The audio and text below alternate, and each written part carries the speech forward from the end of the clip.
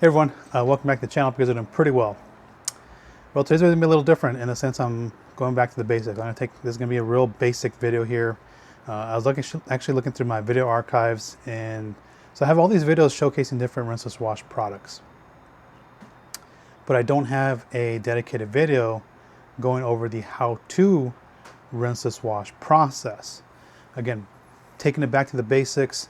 For those of you who have done rinseless washes or are familiar with doing a rinseless wash, you guys have your own process, and maybe this video is not for you, but maybe you have some takeaways here that you can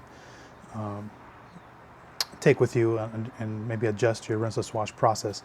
Again, the rinseless washing, there's so many different ways to do it, and we'll cover a couple different ways that I do here because the environment calls for these two styles. There's so many different styles. We'll go over the different styles before we get started here. But yeah, I want to take it back to the basics. And for those of you who are just getting started and you're like, what do I need to get into rinseless washing? That's what we're going to kind of go over. How to do it, what's the proper methods, because we all like to learn and we all start from the same level. Eventually our levels change, right? The more we do it, the better we get with anything in life, really. And so let's go ahead and talk about that. So let's go over what rinseless washing is really about. So rinseless washing started back in the early 2000s, like 2003, 4, somewhere in that time frame. The year escapes me, but going back to with Optimum, roughly for me, it's that 2005-ish time frame, somewhere in there. But yeah, rinseless washing was really designed for those who don't have access to water. Maybe live in an apartment complex or a housing complex where, again, you don't have access to water and you're like, hey, I want to wash my car. The other option here is if you're like in a drought condition where maybe you're not allowed to use water. Because at the time when I was started using rinseless washing, we had a drought condition here in Southern California. Crazy times back then. And so that's I was looking for alternative ways to wash. And then of course I came across Optimum No Rinse, and that's how my whole journey started into rinseless washing as well. So again, you kind of just look into this. And then of course, if you live in harsh weather conditions, maybe where it snows or you don't have the nice weather like I do out here in Southern California, the only really means is to rinseless wash. And again, you're going to adjust your process in those areas as well. Now, rinseless washing is not for everybody. It's not the end-all be-all of washing cars, period, but it's just an alternative to washing your cars. Some people like using it rinseless wash all the time. Some just use it sporadically here and there. Some don't like them at all. And so I want to kind of just take you back. When I first started doing rinseless washing and I was playing around with the different ways to do it, I was like, this doesn't feel right. And when your first time you do a rinseless wash, you think you're doing something wrong because you're not familiar with the process. You haven't dialed in your process. And so it feels like you're doing something wrong, either taking a towel or a sponge or a wash mitt, whatever it may be, across the paint when you're not using the hose and water, and you're like, this doesn't feel right. But once you kind of get over that and you start doing it more and more and more, you get more comfortable doing it, and of course your speed changes where you can wash your car pretty fast. So I just want to put that out there that the first time you do it, you may not be comfortable. So I can actually remember the first time I did it, and I was like using Optimum No Rinse, and I was using their big red sponge at the time, and you're dragging the sponge on there. It's like, this just doesn't make sense. It doesn't feel right. But once you get comfortable again, you'll get better at it, and you'll understand the process of what you're doing. So that's when and why a rinseless wash was kind of developed as, again, it's an alternative washing method for certain times when you just don't have access to water. So what do you need when it comes to a rinseless wash here? Of course, you're gonna need a rinseless wash. Now, there's so many rinseless wash products on the market. You're like, hey, I'm overwhelmed. What do I choose? And so I want to kind of cover this real general, real high level in terms of rinseless wash, because there's different styles of rinseless washing. You have your polymer-based rinseless washes, you have your hybrid rinseless washes, which is a combination of polymer and surfactants, and you have your surfactant-based rinseless washes, which are primarily surfactants in there. And so one product that's primarily a polymer-based rinseless wash, again, we're all familiar with Optimum No Rinse. This is a pure polymer-based rinseless wash. that's the technology that they're using. Again, we're just going to kind of just go for generalization for these products. I'm not going to kind of go into detail, but again, this uses polymers to encapsulate the dirt on the paint and to clean the paint. And it's gonna, people always tend to get a little freaked out because it may leave a little polymer behind, but that polymer is not designed to leave protection. This product is not designed to leave protection, like durable protection. So you know, your beading may change for about a few days, but after that, it's not going to last because it just doesn't have the staying power to do that. So another example of a polymer rinseless wash. My bottle's a little dirty here. That would be Clean by Pan. Again, similar in that they're using a polymer in there. I forget, I haven't looked at that in a long time, but I think there's a little surfactant in there, I believe. And then the same thing with Hoseless Wash from Adams. When I actually spoke to the guys at Adams, I was like, hey, what's this really made with? And they said its primary backbone is a polymer. And sometimes when you shake it, it looks like there's a little surfactant in there. So, but even when you shake off the no rinse, it looks like there's a little surfactant in there. But again, these are just primarily polymer-based rinseless washes. Then you have like your surfactant-based rinseless washes like MIKEG N914, where this is actually going to have, I believe there's polymers in V2 now, I don't recall, but its primary backbone is a surfactant. So if I was shaking it, I get a lot of sudsing on there. And you're probably going, well, what's going to make my decision if I choose something like this versus Optimum Run? So this is actually a surfactant's going to clean a little better than a pure polymer, but again, they're all going to do the same thing. And then you have your hybrid style rinseless washes. Like I just pulled one out. It's DIY Detail Rinseless Wash. This is a hybrid, which means it's a combination of surfactants and polymers. So you're going to get the benefit of a little better cleaning power than a pure polymer, but also the encapsulation similar to what a polymer-based rinseless wash. And so kind of just brief overview, just kind of the three different styles that they have in there. And you're probably going, well, which one do I choose?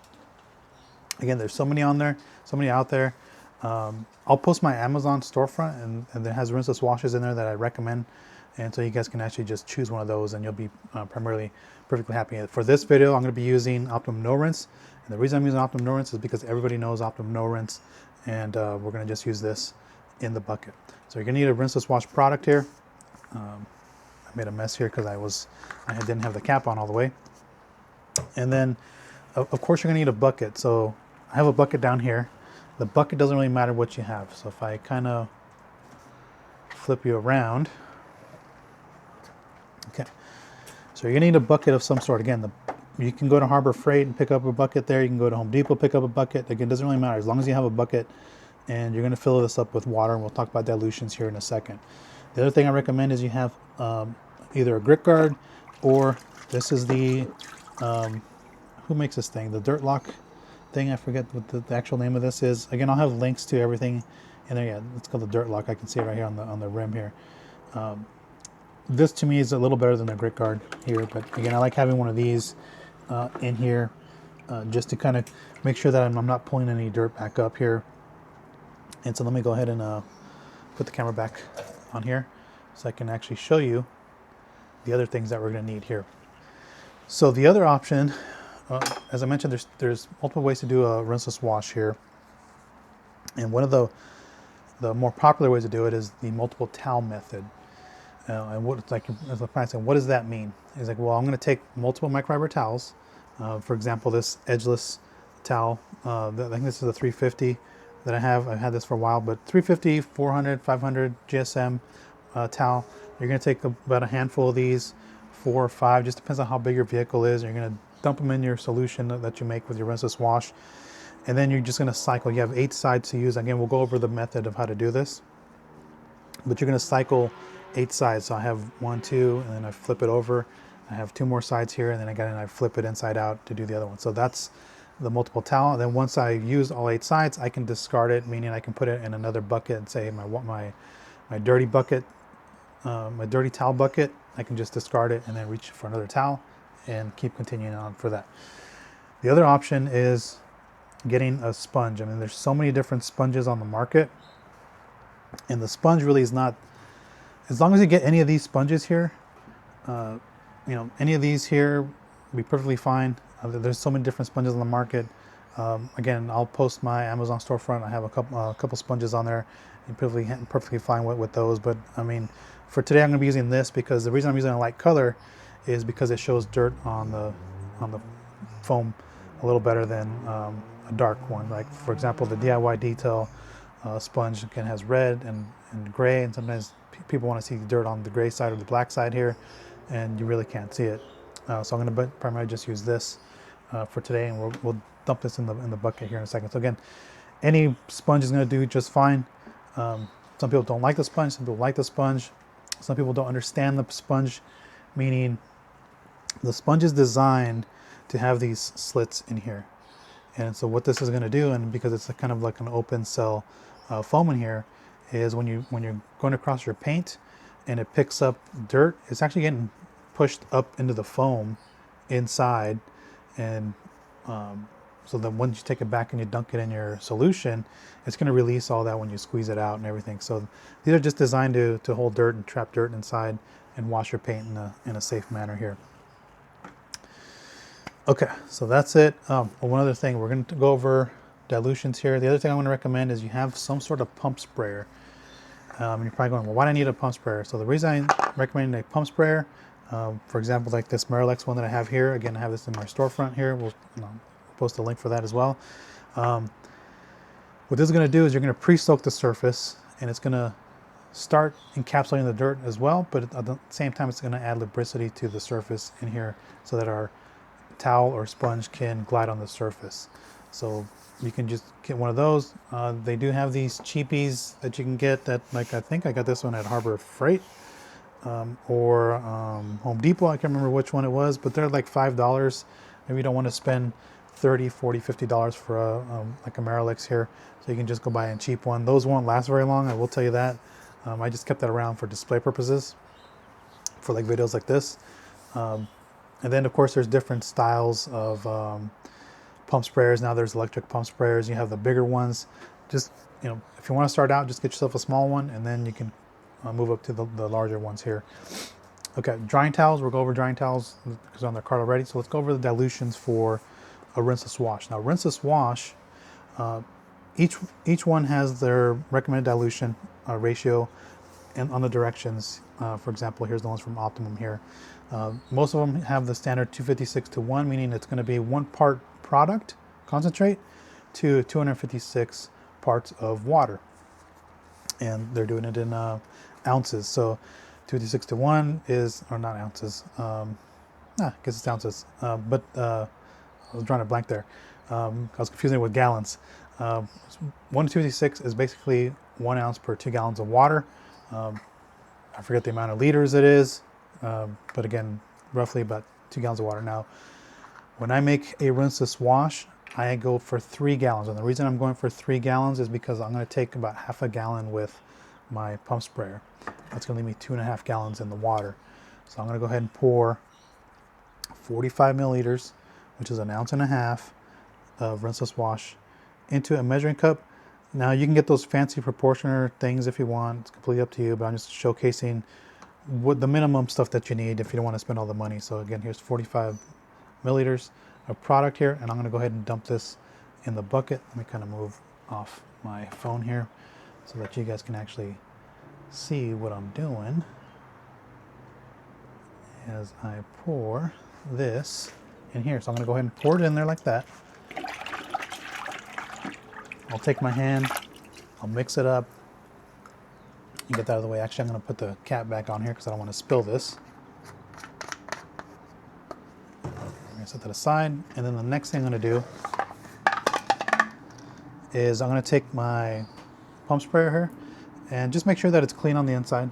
That's one thing you want to do. And I'm going to go ahead and dunk this. You want to clean the bottom as well, so I'm just going to scrub this around my shorts here. And I'm going to go ahead and dunk this in here.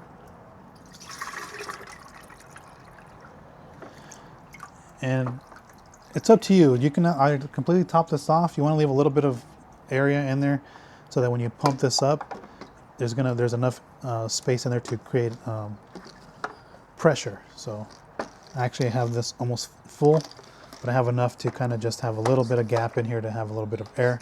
And you're just going to pump this up.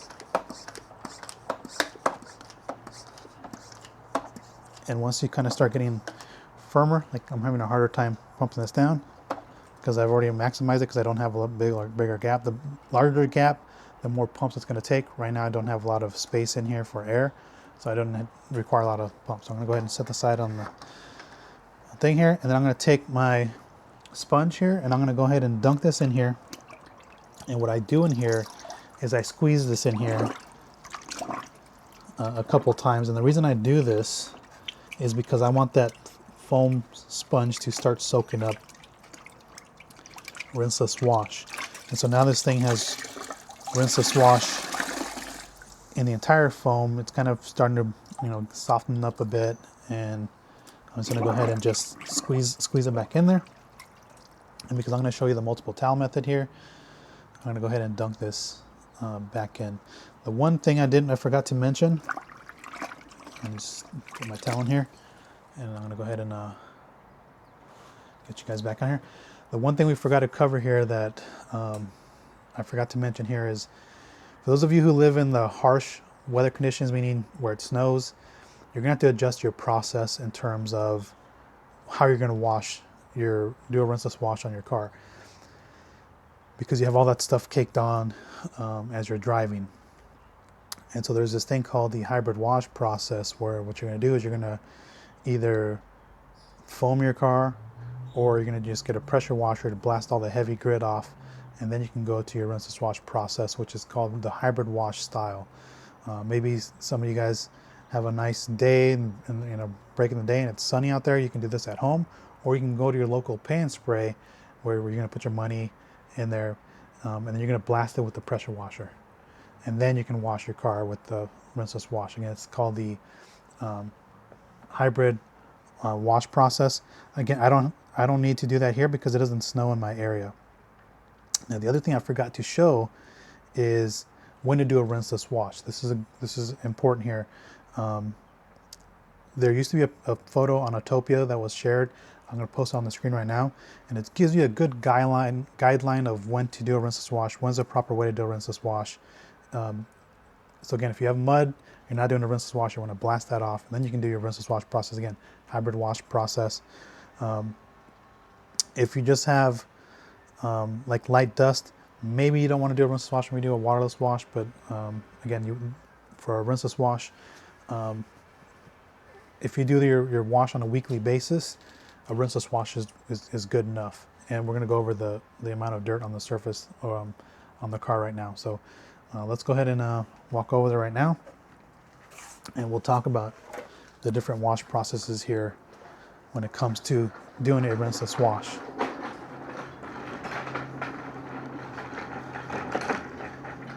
Okay, so I'm going to flip the camera over so you guys can see how much dirt and stuff is on the paint here, so you guys can't say I'm washing a clean car.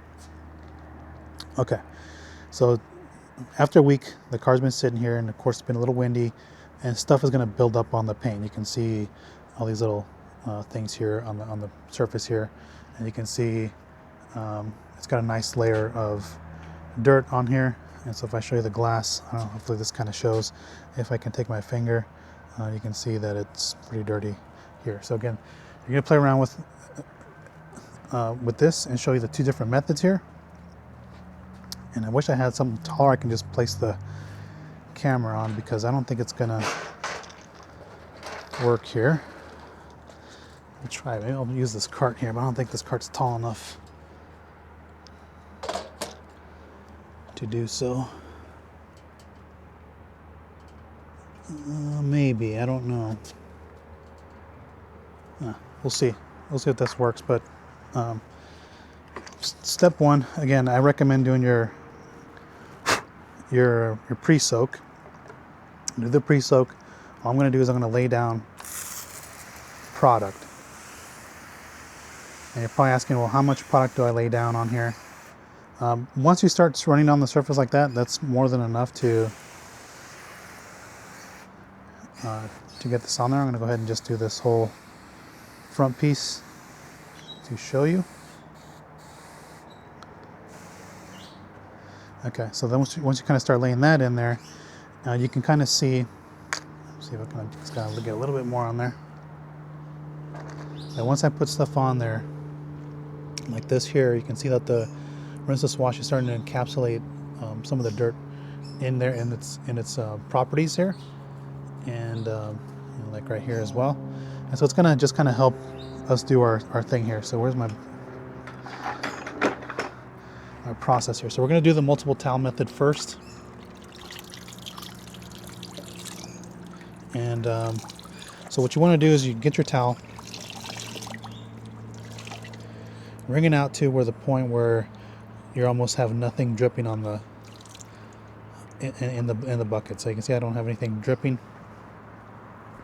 And the way I hold the towel, I hold the side that's open here with my fingers, and I have that edge here. So what you're going to do here is you're going to plop your towel on here, and what you're going to do is you're going to kind of rotate your wrist like that, and you can see I picked up a nice layer of dirt on the edge there. So that way I can flip this over, and again I'll just plop this in, and I'll just rotate my wrist like that. And the reason I'm rotating my wrist is because now I have dirt on the leading edge and now on the outer edge. And again, I'll flip it over to a clean side, and I'll do the same type of thing where I'm just rotating my wrist. And the reason I'm rotating my wrist is so I don't get dirt in one particular spot. It's being distributed across the towel. So I use both sides. And so now I'm going to flip over to another clean side. I'm going to plop this in here. And actually, I'm going to plop this in here. And we're going to rotate this. Again, it's a little harder to do with one hand here. And you can probably see it's like, oh, well, it didn't take this off. Just take your towel and real gently go over these that are a little more stubborn. Like I'll have another one here because that was kicked on a little bit. This is a clean side of the towel, and we're good for that. So I'm going to go ahead and flip this towel to this side. And again, we're going to do the same thing. As long as you don't see a lot of dirt on there, you can continue using that side, but I always flip it to another side. And so then we're going to just go like that. Okay, so let me pop this towel here for a minute. I'm going to put this down right here, because what I'm going to do is I'm going to flip my towel because I use those 4 sides already. And then we're going to just continue with the wash process. So again, get the bucket out of here. Now this side's usually it's not as dirty here, and so I'm not picking up a lot of dirt in here. So if I go over it like this, it's perfectly fine. I'm not going to scratch anything. So you can see I have no dirt on this edge, because the front piece really doesn't get dirty like anything else on there. So I just want to show you guys that process here. Okay, so now I've done that. Technically, I still have a couple other sides. This side's still clean, but we're going to set this aside for now because now we're done. And so we're going to go ahead and dry the surface. So again, after I would use all those sides, I would just put that towel in my dirty bucket. Okay, let me just get this set up. And so now at this point, I'll just dry the vehicle like this.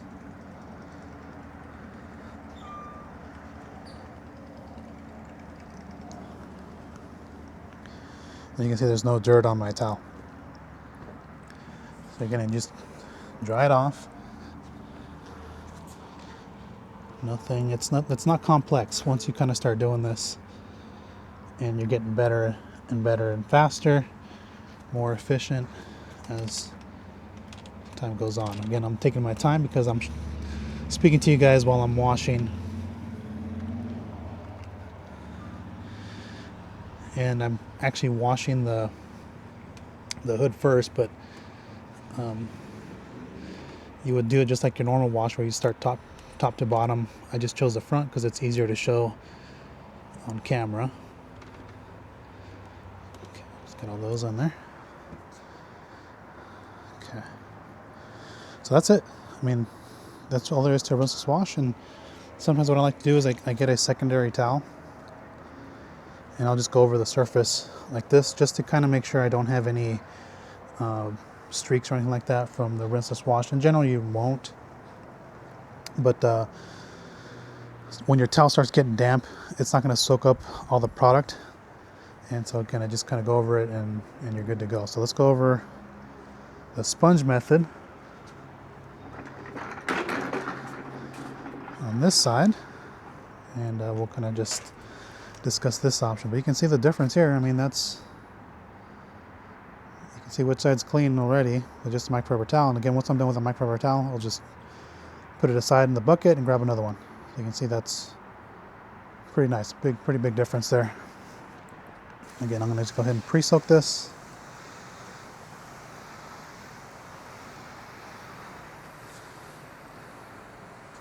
Actually, I need to pump this up because I should have pumped it up after I was done.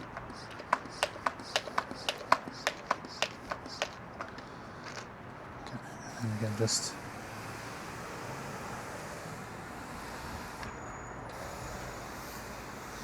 and if I wanted to, maybe I had some, say I had some heavy grit, I can actually just blast it with the pressure washer and it'll take it down with it. I mean, not the pressure washer, with the pump sprayer. Okay. And so then here's the sponge method. I'm going to switch to my left hand. And similar to the towel, you're going to take your sponge, squeeze it to where you have just enough, again, on the verge of dripping on here, and pretty straightforward on here, nothing's crazy. And so I'm going to take the sponge and I'm going to just, with the weight of my hand, just put it on there. And I'll do like 2 swipes. And then what I do is, because I get dirt on the leading edge here, I'll rotate it 180 degrees. And I just go in one direction. And you can see that does that. And then I'll flip it over and go over it one more time. And the reason I do that is because sometimes you may leave a little bit of dirt on the surface. And you're like, oh, how did I pick that up? I just showed you how to do it. So again, here's where I'm going to complicate things for you. Most of the time, I just take it back into the same bucket. But again, if maybe your concern is like, hey, maybe there's too much stuff on the sponge here, fill up another bucket with rinseless wash. Take your sponge, squeeze it out in there, and then you kind of revisit back to your original bucket. Again, this is just a completely optional. Just completely optional. And then just continue with your wash process here. And the reason why you want to fill up your bucket with rinseless wash is if I put water in there, it's going to dilute the rinseless wash. Okay, so then I can just come down this way. Again, because it's just follow my area. So again, I just revisited the same bucket here by habit.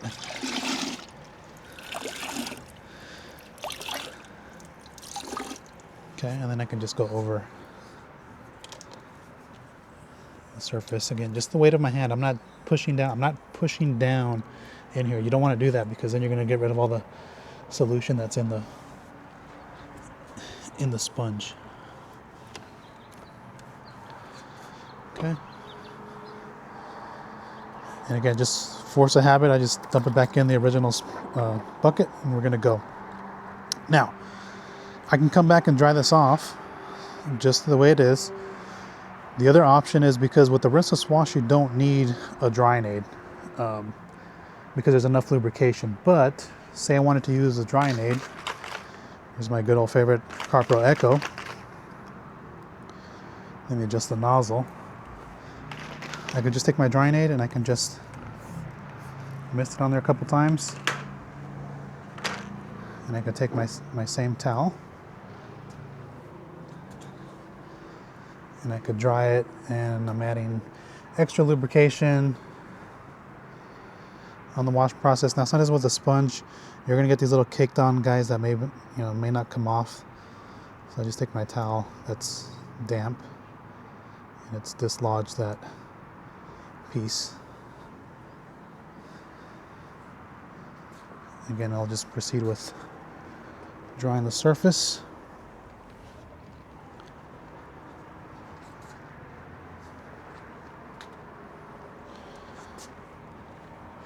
And I just wanted to show you that you can use the drying aid to help. Maybe you want to add a little protection during your wash process, just like you would with your regular wash process.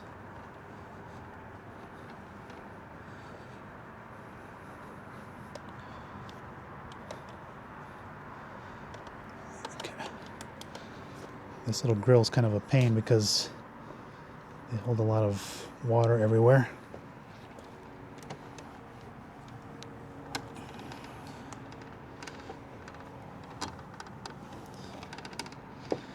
Okay, and then again I'll come back with my secondary towel, especially if I'm using a drying aid, because sometimes the drying aid may not, so again, not all drying aids play well with rinseless wash, but maybe it's a little windy outside and you get a lot of overspray or something. I can just take my secondary towel and just make sure that I don't have any streaks from the drying aid. Again, just kind of touching some things up here. And then that's it. So that's the rinseless wash process in itself. Hopefully kind of understand these two methods here. Again, for me, these are primarily I'm going to be using a sponge because for me it's just a bit more efficient in terms of speed and efficiency. With a towel, it's a little slower because you're constantly, you're going one side, you flip it over to another side. So it takes a little bit of time. Again, the time difference is negligible really in the grand scheme of things, but maybe you don't feel safe using or comfortable with using a sponge, so you just use multiple towels. The con to the multiple towel method is now you have a lot more stuff to launder during your wash process here, like for your towels, versus a sponge where I'm just using a sponge and a drying towel, a couple towels versus multiple towels and my drying towels. So again, you have to kind of weigh your options of what you want to do. And again, I just show you how it works with the drying aid. Pretty straightforward. Nothing really crazy when it comes to that on there. Again, works perfectly fine. In most cases, your drying aid is going to play just fine with any rinseless wash. And you'll be perfectly fine. So again, just choose a rinseless wash that works for you. Use the Amazon storefront that I have, as I have a few in there. I would recommend. DIY detail is not on Amazon, but DIY detail is a good one to have on there. I'll post a link to all the rinseless washes that I recommend. I'll just post a link to the ones I recommend here, and that's pretty much it. So I mean, it's pretty straightforward in general. Let me flip the camera over if I can. You want to do your wash process just like you do a regular wash, where you start from the top and work your way down. Again, I just happen to show this for demonstration purposes because it's a lot easier for me to show you on there without me having to stretch higher to get to the roof here. So again, it's just a little easier to show you here, but again, pretty straightforward when it comes to that. I think I covered everything when it is to rinseless wash here. Pretty straightforward. Yeah, so then rinseless washing wheels, again, it's the same thing. You're gonna be using the same process when it comes to wheels. Again, if you have a lot of brake dust or just a lot of crud on there in general, you may want to blast that off with a pressure washer before you get to the wash process. If you have low dusting brake pads, or maybe you wash on a weekly basis and you don't have a lot of brake dust, you can use the same method that I just showed you on here. I do have a video of how to rinseless wash wheels where I'm using a foaming rinseless wash. Again, you don't need a foaming rinseless wash. I can use O&R just by itself with one product and do the same thing, but pretty straightforward to do that. If you need all-purpose cleaner or something like that, you can use that as well. In general, I don't need an all-purpose cleaner for heavier areas because, again, I don't live in a harsh weather condition. Maybe you live in snow-like conditions where the belt line, you have a lot of heavy stuff where you might have to pre-soak it with an APC, but at that point I'm blasting that off. So again, hope that helps, guys. Those are the two primary methods that I have done. I started out with the multiple towel method, and then once I got comfortable with that method, I transitioned over to the sponge, and ever since then I've just been using the sponge going forward. you'll be fine with either method on there. And again, just follow the picture. Again, I'll post it up on the screen here that Atopia had of when to do a rinseless wash. If you have too much grit and you're thinking, I don't feel comfortable, then yeah, just go ahead and just stick with your regular wash process. And again, just be comfortable. You don't want to scratch anything, but in general, rinseless washing is just safe if you're using it properly. And if you, like for example, I just showed you today, I had a week's worth of dirt and dust on the surface. So thanks for watching, guys. Post your comments down below. Let me know what you guys think. I want to hear your thoughts on what rinseless wash process you like. Do you like towels? Do you like sponges? Do you like a wash mitt? You know, post your comments down below, and even post your favorite rinseless wash down below here. Interested to hear all that. So again, thanks for watching, guys. I'll catch you on the next one. Take care, and just have fun. Enjoy the wash process. Don't overcomplicate it. When you start overcomplicating things and you start questioning things, you're not having fun. So just have fun, and again, don't overcomplicate, don't overthink, because that's when we get lost in our process. So again, hopefully this helps. Post your comments down below, and thanks for watching, guys. Take care. All right, everyone, I decided to come back and showcase one last thing, and that's rinseless washing wheels and tires. I'm going to show you my process here. As I mentioned, I do have a dedicated video on how to use my new method, which is a foamy rinseless wash and a rinseless wash. Just substitute whatever rinseless washes that are in there. Optimum does have hyper foam, which you can use as a foamy rinseless wash as well. MIKEG's F914, that's the foamy one as well. So a couple caveats here that I forgot to mention here is, so the rinseless wash solution that I use to wash the painted surface in my wash bucket, I just dump it into my wheel bucket. And the reason I do that is because I want to have a dedicated bucket for wheels, so I don't contaminate my my wash bucket for the paint. I don't want, you know, brake dust particles or anything like that ending up in that bucket. I want to keep that bucket as contaminant free as possible, so I don't damage the paint if I go wash it. So I've seen videos where people are using the same bucket to wash your wheels. I would just say, just to be on the safe side, get yourself a dedicated wheel bucket, regardless if you're doing it with a pressure washer or not. Just get yourself a dedicated wheel bucket. They're cheap, and it's another safety precaution to add into this. So I dumped it already into the wheel bucket. Let's see, the wheels are ceramic coated. I topped off the tires with the tire dressing last week, so again, that helps to maintain the cleanliness of the tire. The wheels, because I stay on top of them, don't get dirty, and plus the brake pads are sort of low dust, so it makes my wash process a lot easier. If you have a lot of brake dust, you may have to incorporate a wheel cleaner or an all-purpose cleaner. It's completely up to you on what you want to do. You can foam those products on there too. Just again, you're going to adjust this. I'm giving you the basics to how to get started with this process. So I'm going to go ahead and put the camera down this way so I can get you guys. I guess I should rotate this so I can actually see it, and I'll rotate you guys. I'm going to make you guys dizzy. Okay, so there's the wheel. Again, it's not super dirty. It's got a little bit of dirt and stuff on there. Not too crazy. So what I ended up doing with this, again, this is the basics, is I will take rinseless wash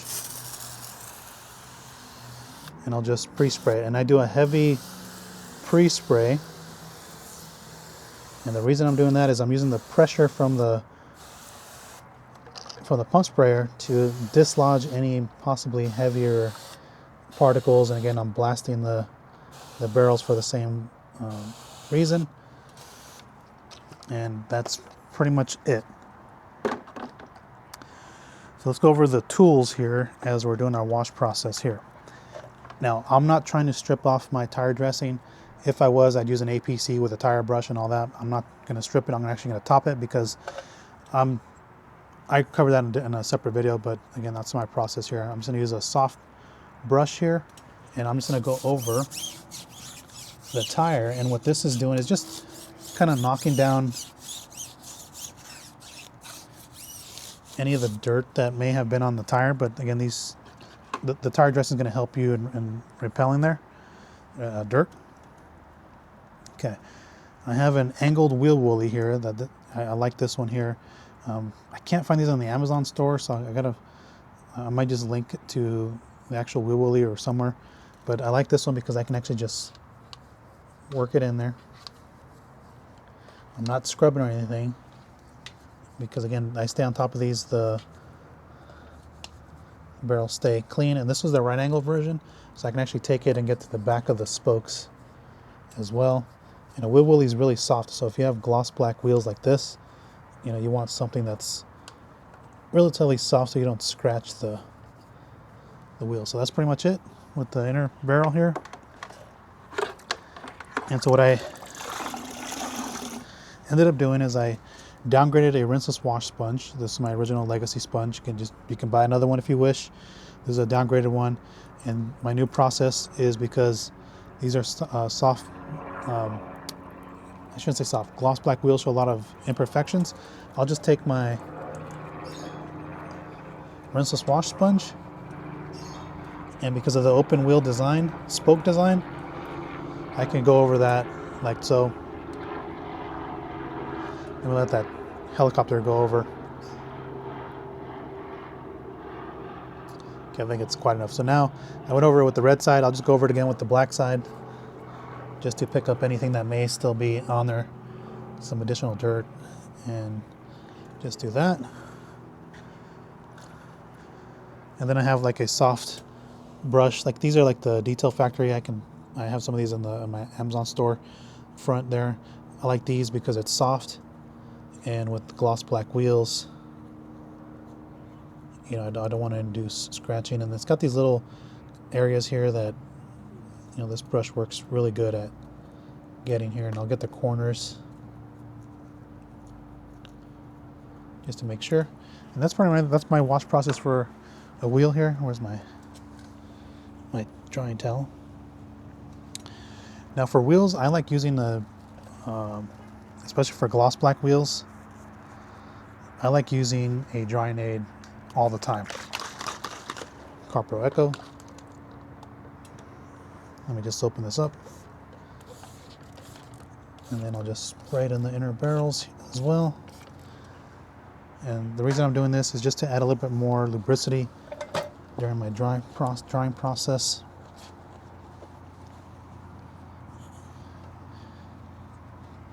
And so I'll take my initial towel here.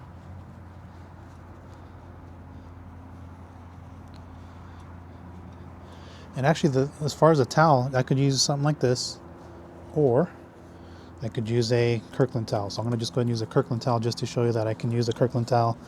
And I'll take this and just go in the inner barrel.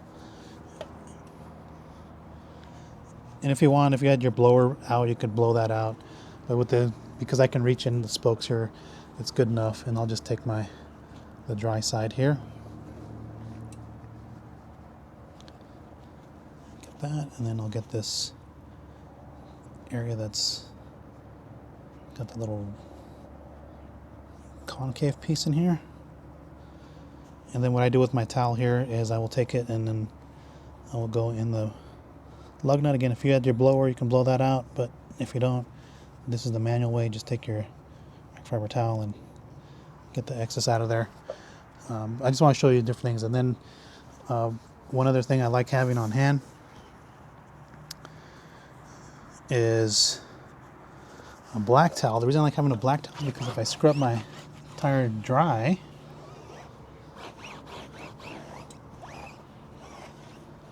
I'm not going to see the staining that it's going to get. Like, I'll show you real quick. Let me just kind of dry this off, get the water out of the ridges here. So you can see you can see the dirt here and stuff, but this is the benefit of a black towel, is you're not going to see all that dirt or anything that may be coming off from the tire here. You can see a little bit here. So that's the benefit of a black towel. So that's my wash process when it comes to wheels. Again, I just want to show you different kinds of towels during the drying process. You can use Kirkland towels and be perfectly fine. You're not going to scratch anything. So let me go ahead and get the camera. And you can see they're pretty darn clean and glossy and all whatnot here. And the tire looks pretty clean as well. So I'm going to go ahead and rotate this back to me here, and we'll kind of just close this out and hopefully this kind of helps you guys understanding the rinseless wash process. Again, if I wanted to strip my tire dressing, or maybe there's some extra crud, I can use an APC and just flush it out with my pump sprayer after I scrubbed it. Same thing with the wheels, you can use an APC to clean them. Again, just adjust the method that works for you. I'm giving you the baseline, the basics to get started with this. So it's not rocket science, guys. It's just, again, giving you the basics. Tweak this method to what works for you, and then again, you can watch the other video. I'll link it as well for the if you have a foaming rinseless wash, you can play around with that. The reason I like using a foaming rinseless wash is I like that the foam clings longer, and it just got a little extra bite because there's some surfactants in there, and then I can rinse it off with the regular rinseless wash that I have in the other pump sprayer. So that's the entire process, guys. Again, just post your comments down below.